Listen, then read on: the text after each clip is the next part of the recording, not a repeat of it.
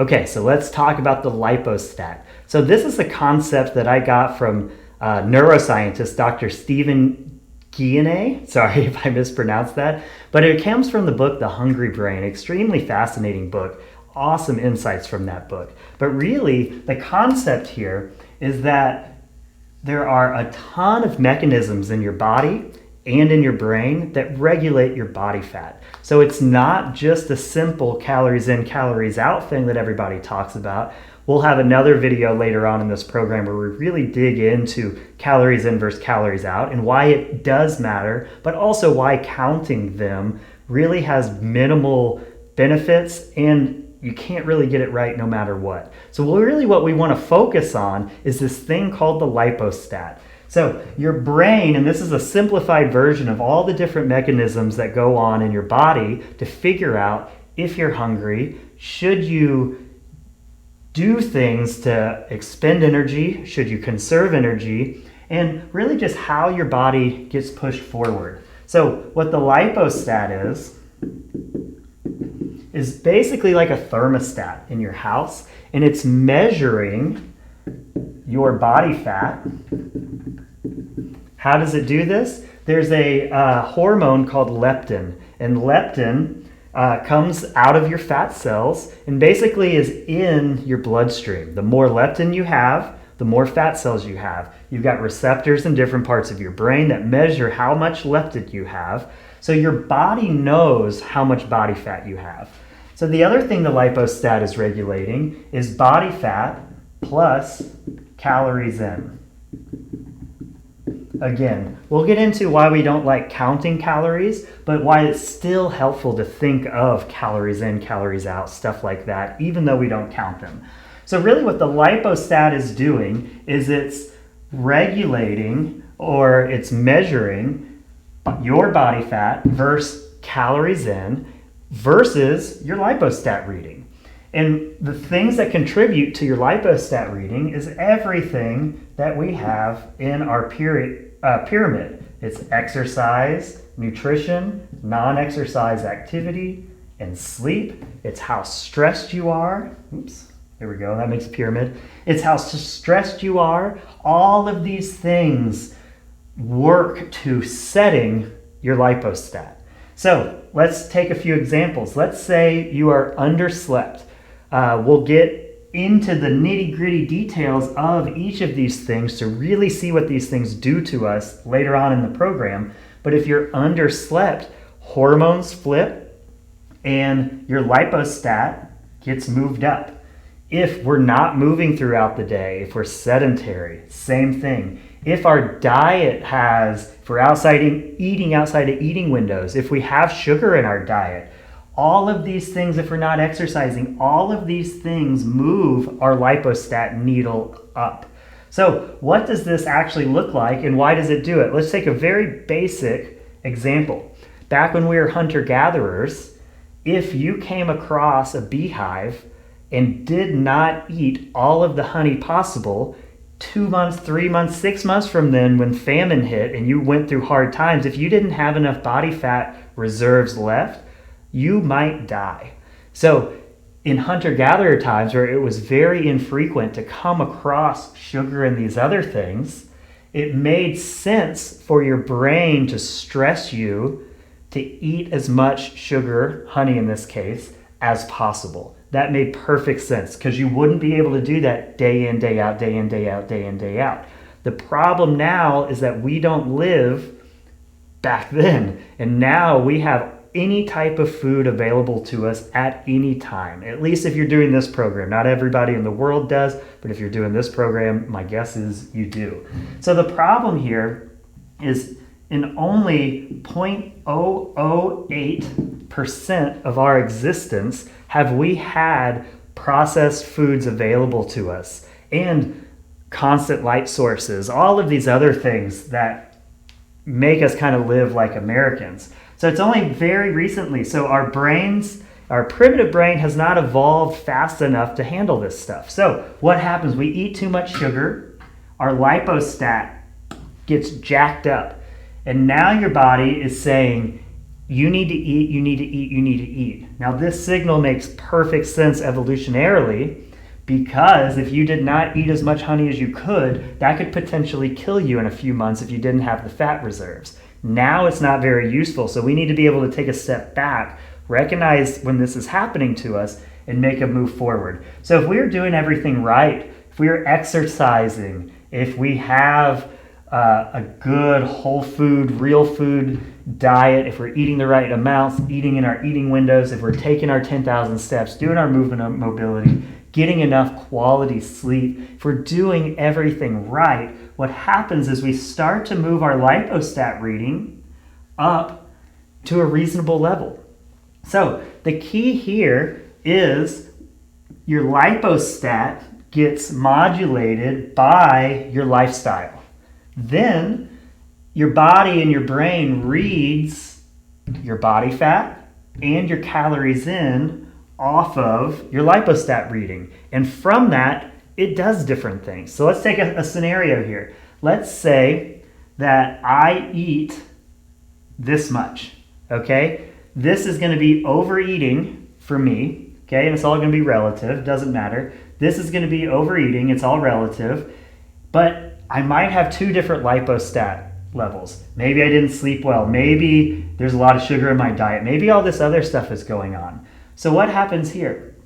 Now my body reads, here's how much body fat I have plus the calories in. I'm only hitting right here. It reads, here's the lipostat. I need more calories in, and I need to hold on to body fat to make these match my lipostat number. So what it will do is it will release hormones, ghrelin, to make you feel hungry. It wants you to eat. And it's actually going to shut you down a little bit so you conserve energy. So it is going to push here. But let's take another scenario. Let's say I am exercising. My nutrition is good. I'm doing everything in my life that I should be doing. My lipostat is here. I eat right here. What is it registering? My body fat versus calories in registers the same thing, but now it's comparing it to this lipostat reading. My brain wants me to go here. So now what does it do? It tells me I'm full, and it burns calories.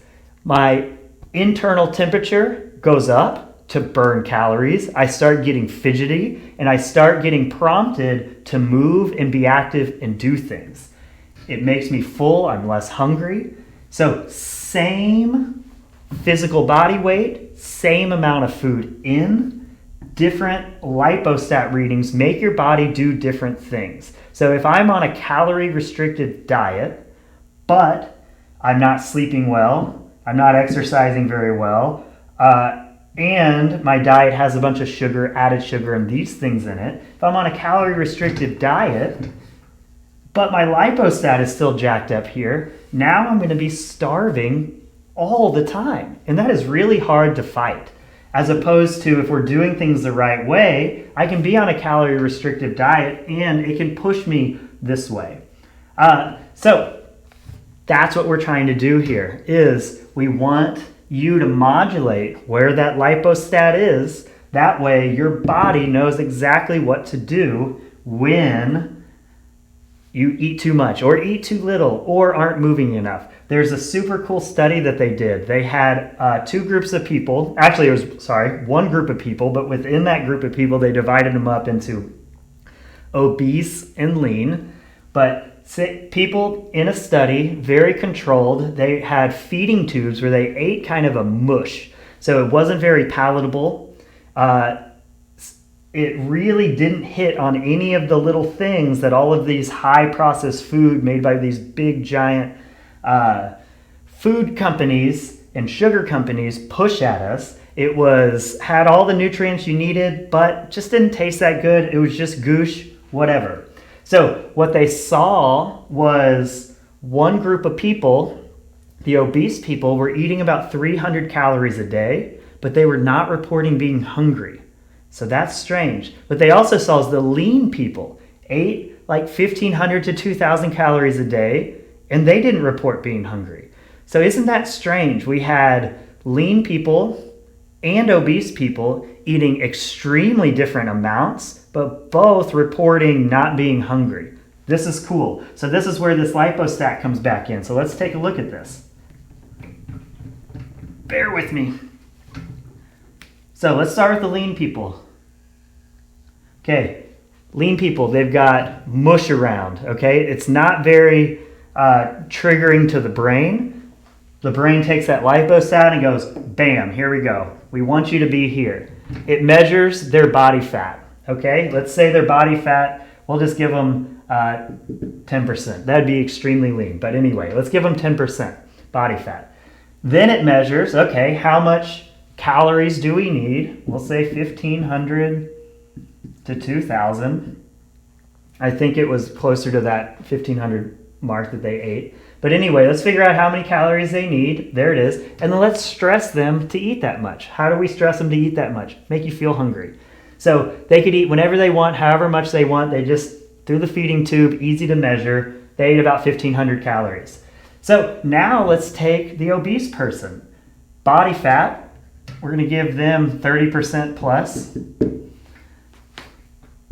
Okay, they have a lot more body fat. So for them now to meet this lipostat rating, they were only needing 300 calories.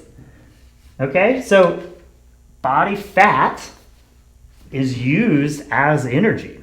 So what we can start doing is when we think about the lipostat and when we really get these lifestyle factors in order, they not only support helping you do each of the things better, but they literally support physiology that goes on in your body. It supports your hormones to give you the right signals to do the right thing. It's the reason that I've weighed the exact same weight within a pound for the last 5 years. I'm not trying to gain all of this muscle and do all of this stuff. I have a good amount of muscle mass on my body, but I weigh almost the exact same weight all the time. I don't weigh and measure food, but I'm very consistent. I'm not perfect, but I'm very consistent on my lifestyle. So I'm very consistent on where my lipostat, we'll put it, it's in this range somewhere, hopefully, but I'm very consistent about where it is. And so my body takes care of controlling how much body fat I have and controlling when I need to eat. And if I overeat, guess what? I'm not going to be as hungry next meal or the next day or the next day. If I undereat, guess what? I'm going to be way hungrier.